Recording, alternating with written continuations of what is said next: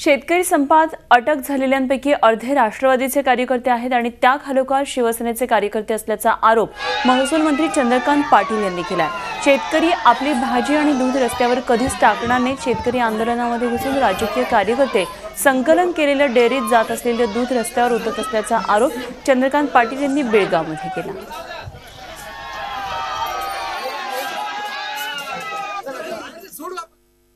स्वामीनाथन आयोगाच्या शिफारसी आल्या, त्या शिफारसींवर अंमलबजावणी तुम्ही का नाही केली? इतका साधा सोपा सरळ प्रश्न मी विचारला आहे की तुम्ही 2.5 वर्ष झाले नाही या सरकारला, तर या सरकारकडून अपेक्षा करता तर जो स्वामीनाथन आयोग तुम्ही नेमला, त्याचा अहवाल आला, त्याच्या शिफारशींची अंमलबजावणी तुम्ही किती केली?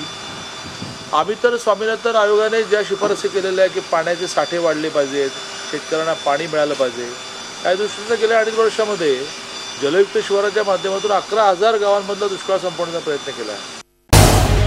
झी 24 तास रहा एक पाऊल पुढे।